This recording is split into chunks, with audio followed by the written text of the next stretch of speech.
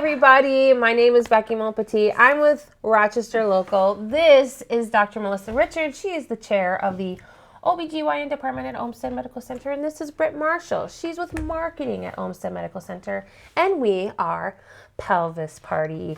We are coming to you on a semi-regular basis, and we're going to talk about all things women's health, our pelvises, everything that goes on down there. We are three friends, and we have gotten to know each other and talked all about this. It helps that we have an expert who likes to share her expertise. So we're going to do that.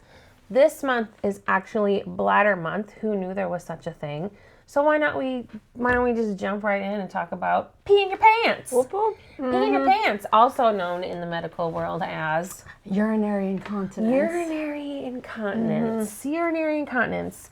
I feel like a lot of people will talk about this, like even in passing, going out to coffee or whatever, or like jumping on the trampoline, people are like, I could never do that. Or like people who go running and they're like, I cannot run anymore because I pee my pants.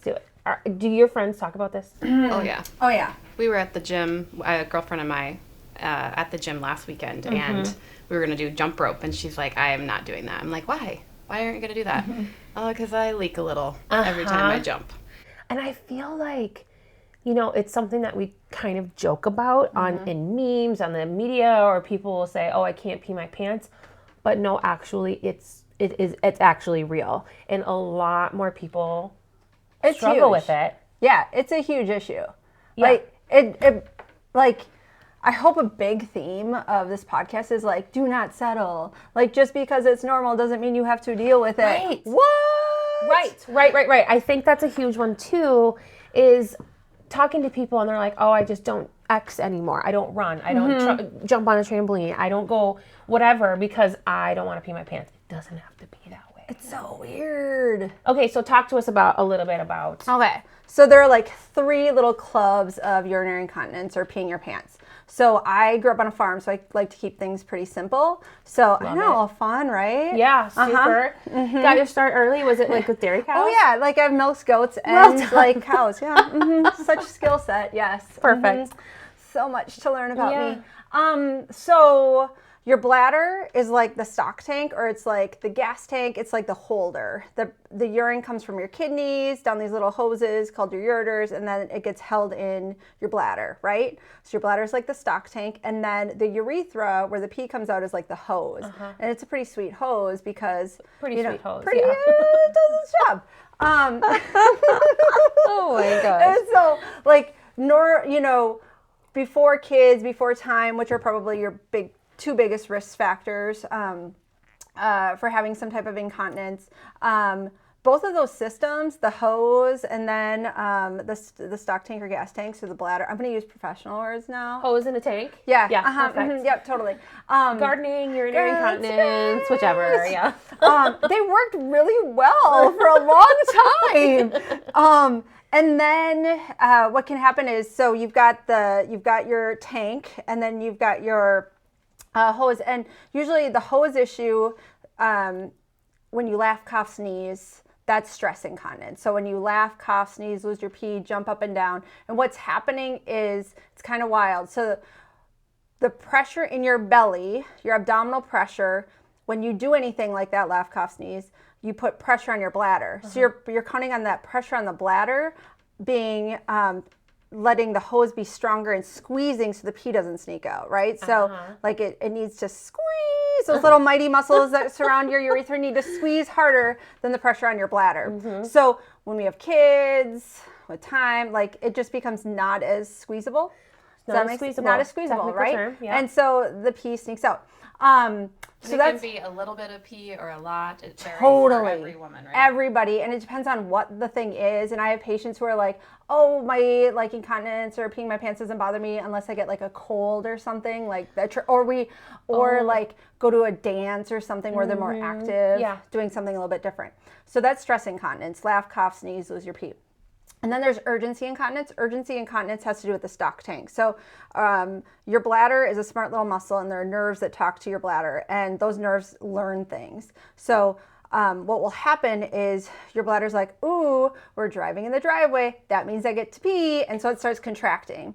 Or, right? Yeah. Totally. Yes. Absolutely. Yes. It's like the closer you get to the bathroom after you have to go to the bathroom really bad, it's like, oh my gosh, it's getting worse. It's getting worse. Totally. So it's like this battle with the bladder starts like contracting. And if you don't get some feedback back and it'll keep contracting. I have people who, like, when they see a rest area sign, they're like, gotta go, right? Because they've taught themselves. I go back to, like, my daughter, when I was breastfeeding her, I was getting up at 2 and 4 o'clock in the morning to feed her, right? So then I'd go pee, and then I'd feed her, and then I had this, like, aha moment that I was not going to breastfeed this child for the rest of my life, right? So you couldn't pee. Yeah, so then I had to retrain my bladder, so I wouldn't pee every time I went to go breastfeed her, and that was, like, hard. You have to, like, trick yourself into doing that. And then there's mixed incontinence, so that's basically both, a combination of both. Like, some people get really smart and they know if they pee more frequently, that urgency frequency, if they pee more frequently when they laugh, cough, sneeze, much like a coffee cup, if it's half empty, I'm less likely to pour it out if it's always being emptied.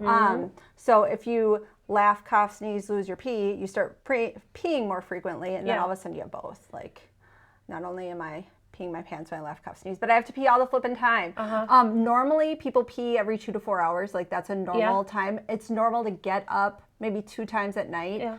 If you're peeing every hour, if you're peeing more than twice at night, like, not normal. And then also just in general, if it's like impacting your life to be like a normal human or whatever you consider normal for yourself. Yeah, sure. Yeah. So over half of women pee their pants. To be very clear. Half very of women, clear. 50%. 50%. At least. Like, So, it's so 50%. There's 3 of us here, so raise your hands. Raise your hands. I struggle. I struggle. Right? Totally. So I think that, the more that we talk about this and get it out in the open, the more normalized it becomes. And that's what this is about. We want to normalize these conversations. So I think we can talk about, what does OMC offer that can help women if they're struggling with urinary incontinence? I bet, like, have anybody heard, like, things that women are doing instead of just going to see their primary about it, right? Like, they're just trying to avoid life things, or wearing pads, or, these sorts of things. So what is it that OMC offers?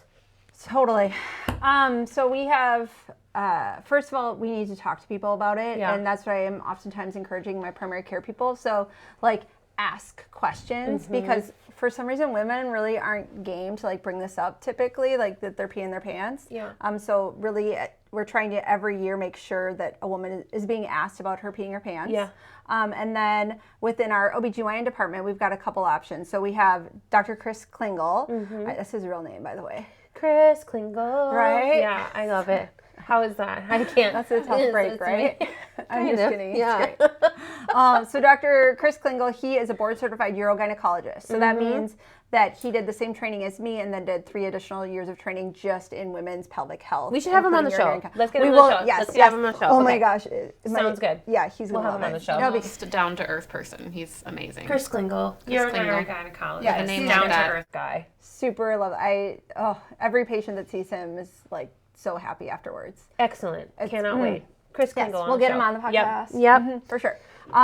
So between Dr. Klingel and the rest of us within our department, if you're peeing your pants, first of all, we have to like evaluate it, make sure nothing bad is going on. What bad can be usually like persistent, urinary tract infections or vaginal atrophy, which we will talk about at a later date. That'll be a fun one. Write that one down. Yes. So fun. And I'm glad that she thinks this stuff is fun. Oh, I love it. It's so good. I mean, I don't know, like talking about your vagina and pelvic health is not doesn't top my list of fun times, right? Every day, all day. And what is the real name for vagina? This is... If you're good with vagina. Like the outside is the vulva, and then the vagina is like the canal, or people refer to it as the birth canal, that we're going to do like an anatomy lesson in the future too. Yes. So we know all the parts. Okay. Is that fun? Yeah, I love it. So tell me, we got off track. No, we did. And being mindful of time, let's talk about 1 or 2 things that OMC, and then we'll come back to others later. Totally. So what are 1 or 2 things that OMC does to assist with urinary incontinence? I heard Botox. Yes, it's not just for your 11. 11 here. This can be done down there. Can't wait to hear about that. This is great. So the neat thing is Dr. Klingel, so think about that bladder. So that bladder is a muscle and it likes to spasm, much like the muscles in our forehead. So you can do this in the office. So Dr. Klingel does this in the office. You don't even have to go under major anesthesia unless you want to. Some people choose to do that. Yeah. But he puts a little camera inside the bladder and he's able to put little Botox injections in the bladder, and that helps relax the bladder a little bit so it's not constantly on edge, or like it fights those urges that the bladder has. So it's really cool. Mm-hmm. Insurance covers it. Does it freeze the muscles like it does in your forehead? Yeah, totally. Oh. Exactly. So it makes it like less reactive. Gotcha. I'm sure Dr. Klingel will have a much more like scientific explanation of everything. Yes. And it's long lasting, right? And it's about 18 some of months the at other least. solutions. How long? At least 18 months. That's the idea, is it should last about 18 months. Excellent. Mm-hmm. Wow, okay. Yep, so we have that. And then the most exciting thing that we just started last month is for stress incontinence, the laugh, cough, sneeze. Okay. So remember, we've got this hose, and the hose just maybe needs a little bit more bulk to it. So the procedure that we have, it's called Bulkamed. Uh-huh. And what it does is it literally like bulks up or plumps the urethra, the hose. So then when you utilize your pelvic floor muscles to squeeze, maybe they could squeeze more and keep the pee from coming out. So it's essentially a cosmetic procedure for your urethra. Yeah, totally. It's like instead of lip plumper, it's urethral pumper. Isn't that great? Does it come in a sparkly tube? I haven't seen it yet. I should double check. I mean, that we would could be probably. awesome. Packaging really is where it's at now. Packaging is It's so important. Absolutely. It's part of marketing. Yes. Britt, get As on you it. know, exactly. Bulkamed. I can see it now. Shining lights. Mm-hmm. Anyways.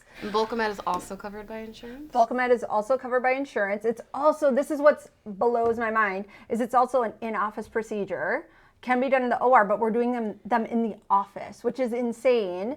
It's our other option that we oftentimes will do is what's called a transurethral sling. Long story, we'll talk about it a different day. Transurethral sling, yes. But it's considered less invasive. It's much less invasive. We're doing it in the office. Mm-hmm. So I'm just. Does it hurt? I mean, we do our best to like numb the area and do what we can. There's a lot of verbicaine. Do you know what verbicaine is? No. Verbal lidocaine. So we're talking to you. Oh my gosh. Oh, gotcha. Yes. It's all good. It's fine. Yeah, you're doing awesome. awesome. Yes. I didn't know it was called verbicaine. Mm-hmm. I have a lot of verbicaine in my life when I go. Yes. Okay. That's good, right? Yeah. All right. Yeah. Okay. So we've talked about a lot of things, and I think that these are things that we can cover too in depth in subsequent episodes. Totally. But we got the conversation started. There is so much more to talk about at the Pelvis Party. So you guys will be back here talking with me on another day. And we hope that you will join us too as we talk all things Pelvis Party and women's health.